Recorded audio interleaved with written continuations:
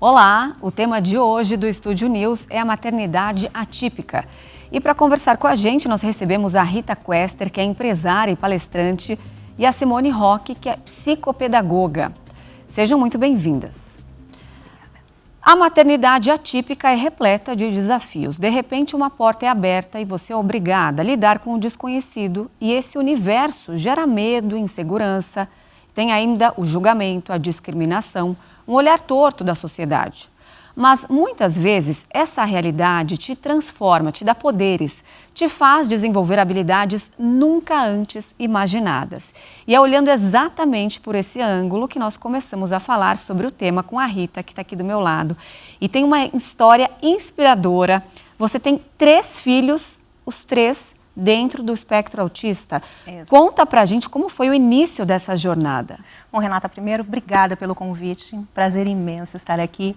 E olha, o início, realmente, ele aconteceu tudo simultaneamente. Muita gente me pergunta, né, 3 filhos, como é que foi? O diagnóstico foi cada um numa fase? Na verdade, não.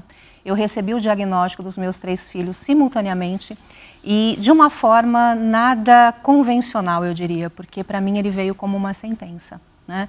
Eu me lembro como se fosse hoje, a médica me disse, eu estava no consultório com os meus 3 filhos, o Matheus, que é o meu filho mais velho, com 7 anos, o Gabriel com 2 anos e o meu bebê com um pouco mais de um mês, que é o Guilherme, né?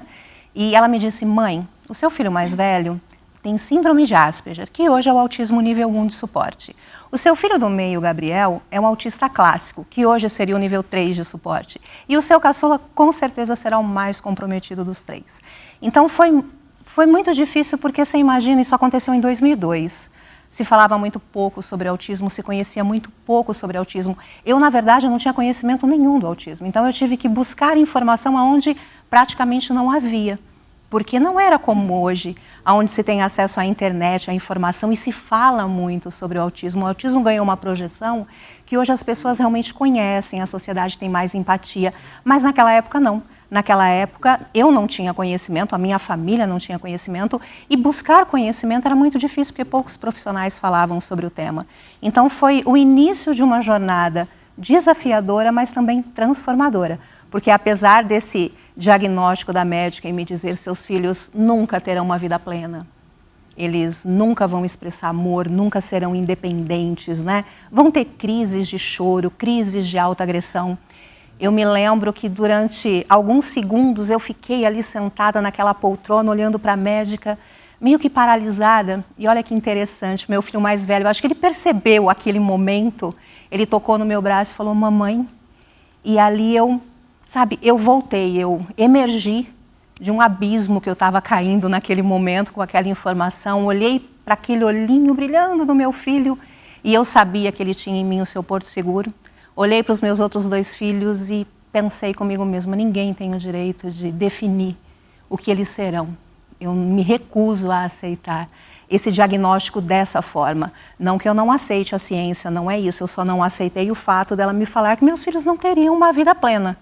Ela não tinha o direito de falar isso para uma mãe. Ela não tem ideia da força que uma mãe tem na hora de lutar pelos seus filhos. E a partir dali eu ressignifiquei tudo isso e comecei uma jornada que eu não vou aqui romantizar a maternidade atípica, de forma nenhuma, porque é uma jornada muito difícil, de muitos obstáculos, dificuldades, de muitas dores, mas também de muitas conquistas, de muitas vitórias. E nessa jornada você vai se transformando para fortalecer o seu filho, você também se fortalece. Então eu tenho um olhar para a maternidade atípica não como um fardo, mas como uma força. Porque ela me transformou na mulher que eu sou hoje. E eu sou muito grata pelo que a vida me deu de oportunidade de aprender com esses 3 filhos maravilhosos que eu tenho. Nossa, que história bonita. A gente vai continuar falando dela. Eu quero chamar a Simone agora para o nosso bate-papo. Simone, explica para a gente, então, o que é o transtorno do espectro autista e como é feito esse diagnóstico. No caso da Rita, esse diagnóstico aconteceu simultaneamente com os 3 filhos. E como que eles são classificados? Quais os níveis de autismo que existem? Então, isso tudo foi mudando bastante, né, de acordo com o tempo. Quando a gente falava em autismo leve, moderado, hoje a gente fala em graus de suporte 1, 2, 3. Mas a realidade, né, para simplificar e falar de uma forma simplificada para o público, Quando a gente fala em grau de suporte, é um grau de ajuda, do quanto que essa criança vai precisar de ajuda para as coisas normais e cotidianas da vida. Fechar o diagnóstico de autismo nunca foi fácil, porque a gente está falando de um espectro. E quando a gente fala de um espectro, a gente vai falar de diversidades de demonstrações. Então, você vai ter muitos extremos. Você vai ter a criança que tem distúrbio de sono, a criança que dorme normal. A criança que tem atraso de fala e a criança que fala normalmente no seu devido tempo. A gente vai ter a criança que vai ter seletividade alimentar e a criança que, ao contrário, vai ter o transtorno alimentar e até se regula com comida. Então, é sempre um diagnóstico muito difícil de ser fechado, porque não existe um exame específico para se fechar um laudo de autismo. O que existe são verdadeiramente muita investigação, através de terapias, através de observações. Hoje, o caminho mais rápido que existe, diferente do que aconteceu assim, com a Rita, que ela teve até um profissional que conseguiu fechar dos 3 filhos ao mesmo tempo, mas hoje o caminho é longo e hoje um dos caminhos mais rápidos, sem ser automaticamente com um neurologista, é o caminho da avaliação neuropsicológica, que também é feita com muita observação. Porque a gente está vivendo em tempos, como a Rita estava falando aí, né, que hoje tem muito mais informação, ela já vem nessa caminhada há um certo tempo. Hoje tem muito mais informação, a internet está aí, muita informação é jogada na internet, mas isso também confunde muitas pessoas. A gente está vivendo um tempo em que muitas mães também, com pequenas sinalizações dos seus filhos, já acham que os seus filhos são autistas porque andam na ponta do pé, ou porque não dormem direito, ou porque apresentam alguma seletividade alimentar. Então, para se fechar um diagnóstico, isso é literalmente feito com muita observação para a gente ver evidências. Quais são as explicações, por exemplo, para por que uma criança chega a um laudo de autismo? As explicações são inúmeras, né? Você vai estar ligado à genética, vai estar ligado à hereditariedade e vai estar muito ligado à vida intrauterina. Porque a vida intrauterina é aquele tempo que a criança está ali dentro do ventre, que é o local mais apropriado. A gente está vivendo tempos onde as crianças estão, assim, sendo retiradas dos seus úteros cada vez mais cedo.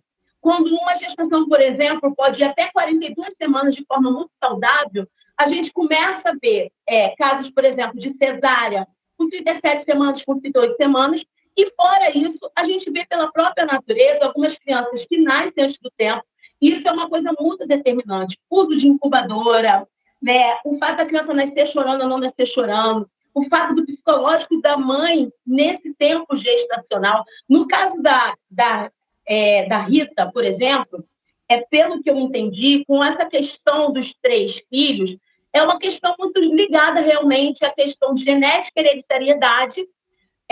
Então, ela já tinha tendência genética a ter filhos autistas. Mas também vai ter pessoas que não têm ninguém na família e, de repente, aparece um autista.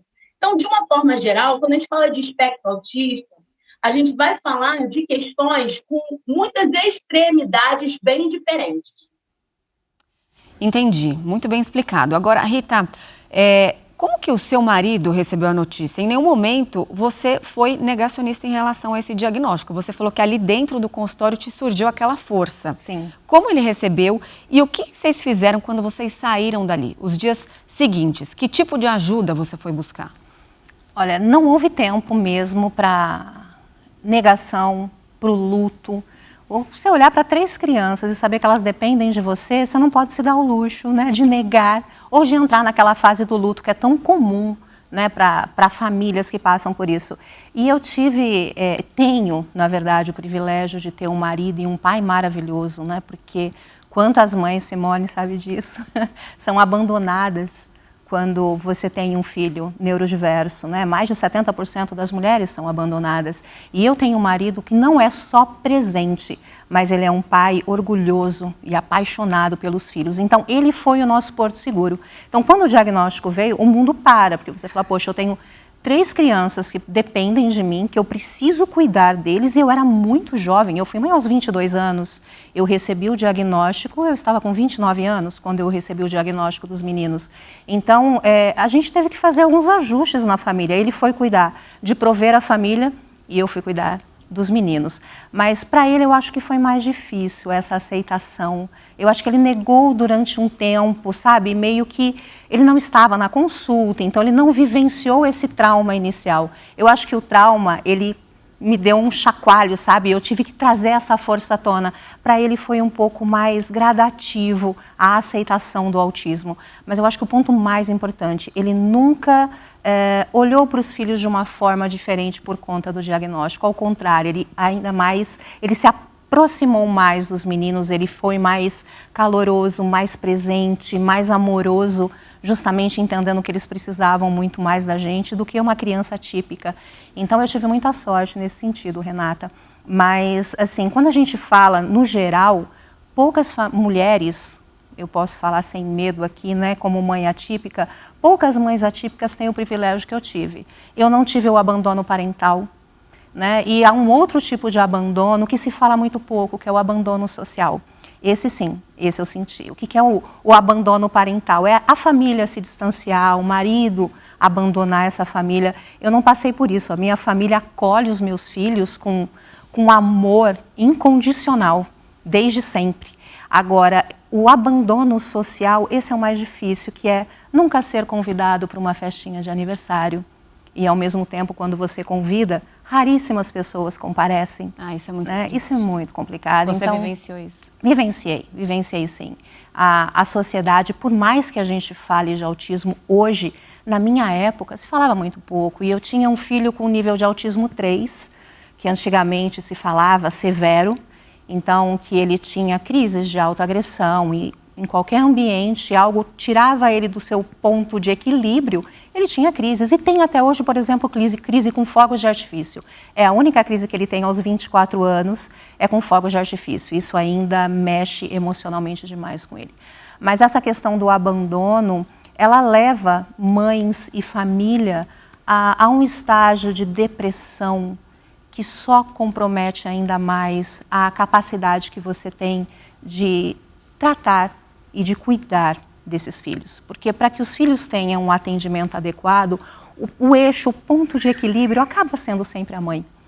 A mãe, ela tem que estar sempre muito fortalecida para transmitir para o seu filho segurança, para transmitir tranquilidade em meio a crises, para que ele tenha essa regulação. Ela vem muito da regulação emocional da mãe. Então, quando essa mãe, ela sofre esse abandono, que é as pessoas se afastarem, e muitas vezes, eu sempre olhei dessa forma, eu sempre tive um olhar meio lado positivo de tudo. Eu acredito que esse abandono, ele vem por não saber como lidar. É muito difícil você lidar com uma criança autista tendo uma crise. E as pessoas se afastam porque não sabe o que falar, como reagir, como te apoiar, né? E às vezes o silêncio é melhor do que a intromissão. Porque a gente também tem esse outro lado, que é o lado da intromissão, no que diz respeito à seletividade alimentar, à questão comportamental, a crises em ambiente público. Então, essa situação, eu sou uma privilegiada nesse sentido, embora tenha me faltado no início recursos para cuidar dos 3 como eles precisavam. Isso é um ponto que me machuca muito, né? Que era uma fase em que eu não tinha recursos para cuidar do todo, mas eu tive apoio. E esse apoio é o que me manteve firme e forte para seguir nessa jornada. Isso é fundamental, sem dúvida. Agora, Simone, qual o papel da psicopedagogia no autismo? Como ela pode ajudar a minimizar os impactos das dificuldades de comunicação e também de socialização? Então, a psicopedagogia, de uma forma geral, trouxe um olhar diferenciado, completamente diferenciado para a questão educacional. A gente vem de um passado somente da pedagogia. E nesse passado da pedagogia, existia uma falha em questões metodológicas, porque, na prática, acontecia o seguinte: a criança inserida na sala de aula, quando ela apresentava alguma diferenciação ou atraso na aprendizagem, simplesmente isso era uma responsabilidade passada e repassada para a família de uma forma geral. Onde a família era chamada, aquilo era colocado ali, aquele atraso da criança, e parecia que era como se fosse assim, ó, nós não temos nada a ver com isso. A gente trabalha com esse método, a gente tem essa formatação de turma, e somente o seu filho apresenta esse atraso e a gente precisa que esse problema seja resolvido.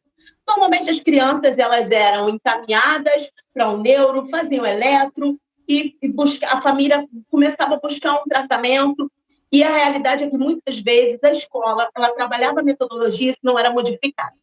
Quando a gente vai falar de psicopedagogia e quando a gente vai falar de autismo, existe um casamento que ajudou muito nas questões educacionais. Por quê?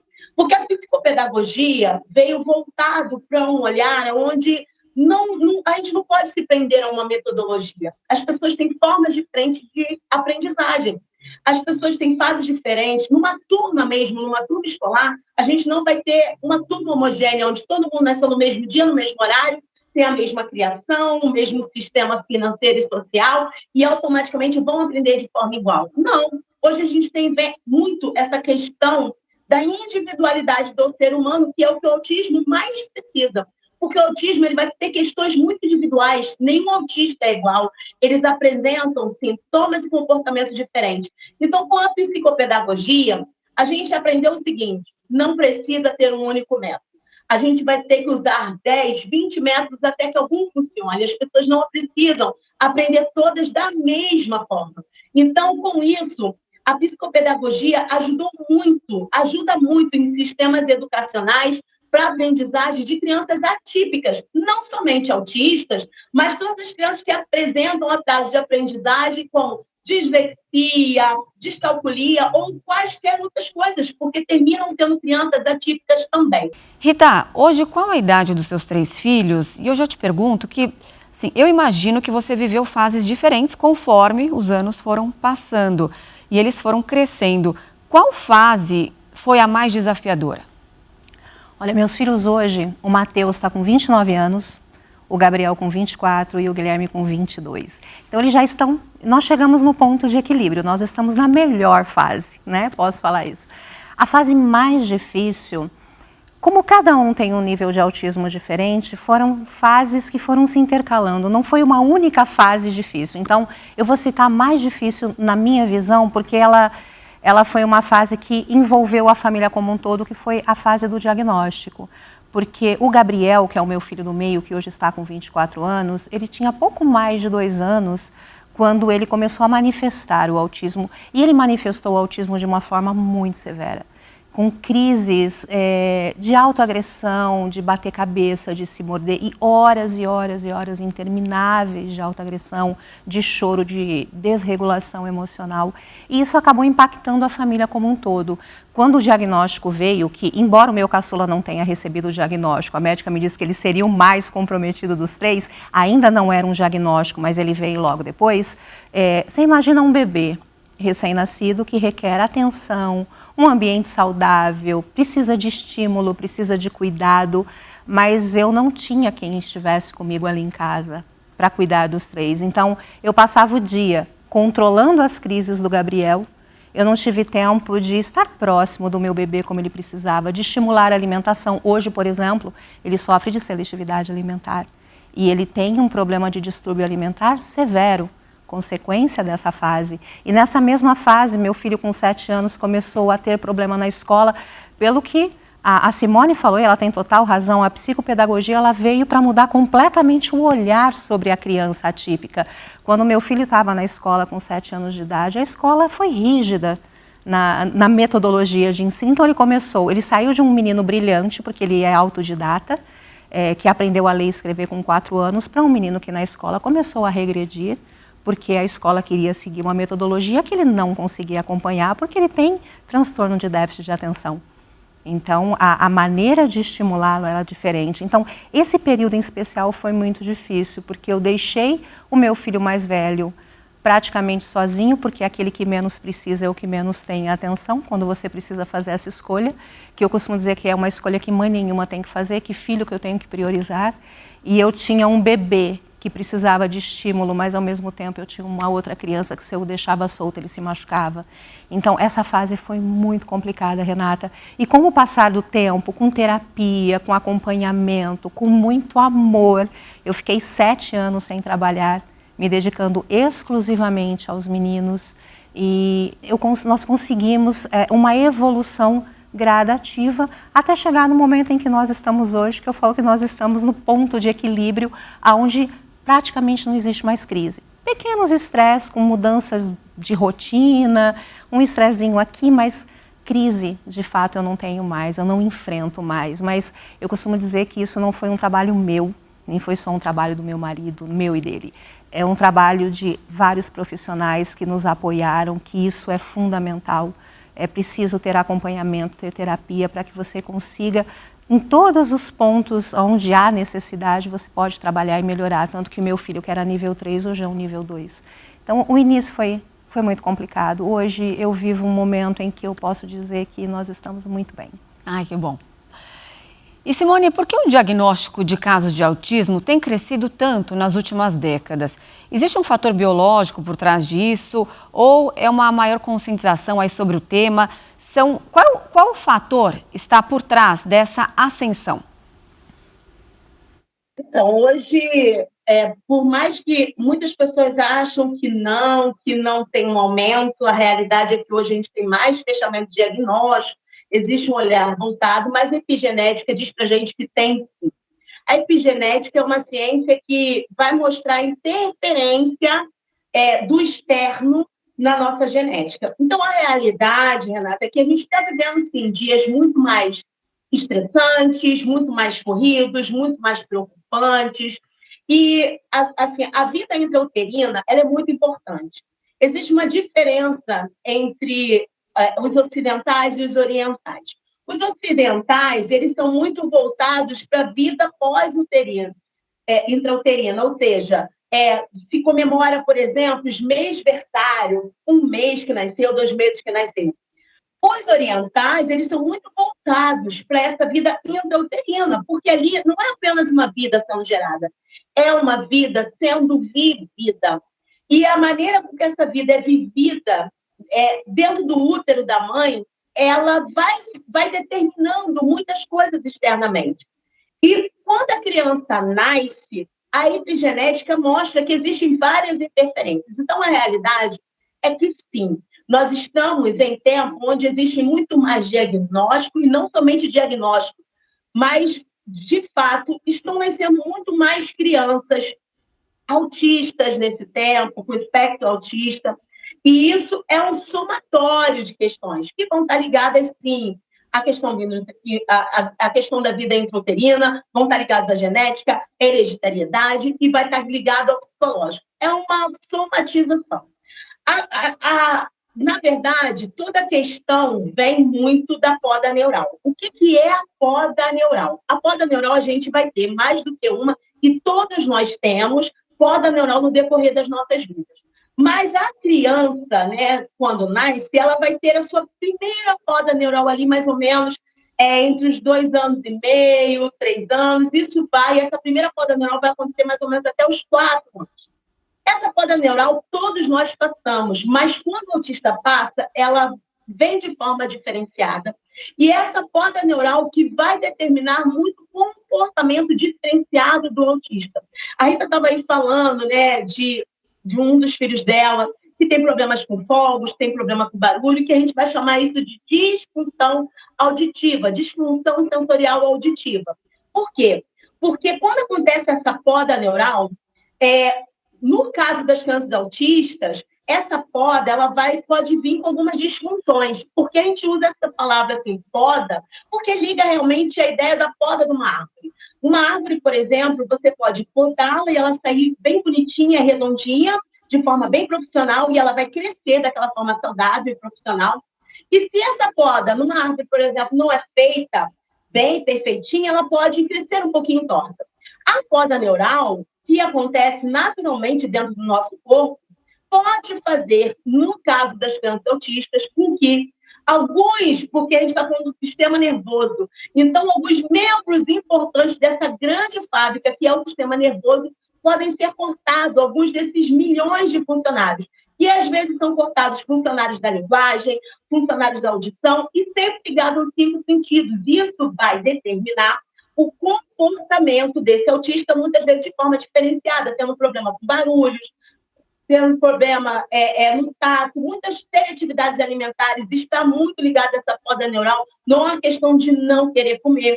Então, a gente está vivendo um tempo aí, de fato, Renata, de muito mais diagnóstico, muito mais criança autista, e a epigenética vai mostrar para a gente toda essa interferência desse mundo estressante nos diagnósticos de hoje, sim. Ô Rita, como mãe atípica, nós podemos dizer que você deu a volta por cima. Você transformou sua dor em força. De que forma ela foi um trampolim para o seu crescimento pessoal e profissional, até chegar à ideia ali de escrever um livro? E como você chegou também a esse título, Mãe Antifrágil?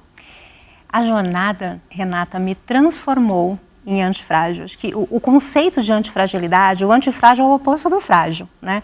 O frágil é aquilo que quebra sob pressão, que se danifica ou quebra sob pressão. Você tem o forte, né? Que ele, na pressão, ele não pode não quebrar, mas ele não se altera.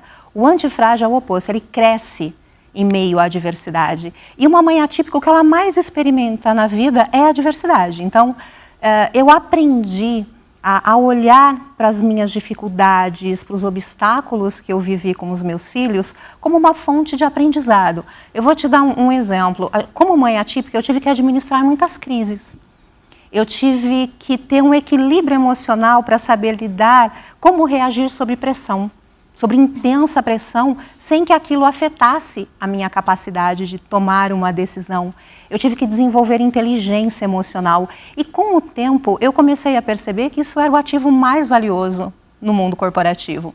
E aí, eu falei, poxa, eu tenho tantas habilidades que eu desenvolvi como mãe atípica, por que não transferir toda essa habilidade para o mundo corporativo? Foi aí que eu fui para o mercado de trabalho, depois de colocar os meus filhos, cada um no ponto de apoio necessário. Um foi para uma instituição especializada, porque a escola não dava conta dele, então ele foi para uma instituição onde ele realmente se desenvolveu. Os outros dois foram para escolas que tinham todo um olhar voltado, né, para a criança típica. E aí eu fui para o mercado de trabalho e comecei a colocar em prática empatia, capacidade de ler o outro, porque quando você tem um filho não verbal, você consegue ler a linguagem não verbal, né? Pelo olhar, pelo comportamento, pela gesticulação, eu sabia o que ele estava sentindo. E eu comecei a trazer isso para o meu dia a dia como profissional. Isso me deu uma ascensão profissional muito grande, porque eu fui trabalhar na área comercial, fui lidar com pessoas. Então, a capacidade de ler o outro, de ser empática, de realmente conseguir ter equilíbrio emocional em momentos difíceis, me fez me tornar líder de equipe.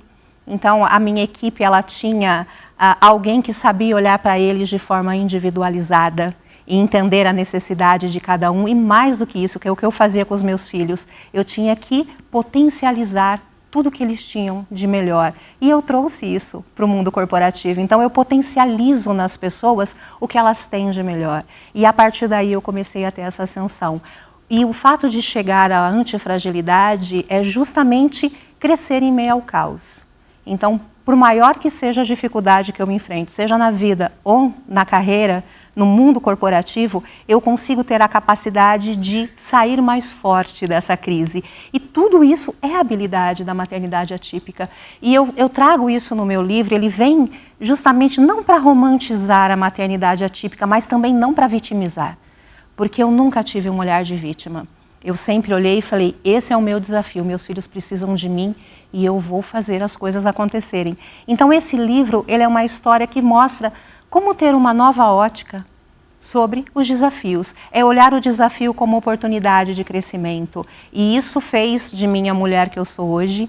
E os meus filhos são os meus mestres, né? Porque sem eles eu não teria chegado onde cheguei. Eu evoluí junto com eles. No processo de fazer os meus filhos evoluírem, eu acabei evoluindo junto com eles. Então, eu me transformei nessa jornada, tanto quanto os meus filhos. E eu trago isso hoje para o meu livro, contando exatamente qual foi o processo que me fez sair de uma mãe atípica para uma mãe antifrágil. E isso é algo que eu carrego como gratidão, porque a vida, ela não foi fácil, mas ela foi muito justa. Porque ela me deu tudo o que eu precisava para me desenvolver, ela me deu tudo o que eu precisava para realmente conseguir atingir o objetivo que nós estamos hoje, que é esse ponto de equilíbrio dos meninos. Que história linda! Você é o puro exemplo de conseguir olhar o copo meio cheio, Sim. mesmo diante de tantas adversidades durante Sim. tantos anos. Parabéns pela sua coragem, pela sua força, pela sua resiliência, pela dedicação à família. Eu ficaria aqui horas conversando com você. Obrigada, Renata.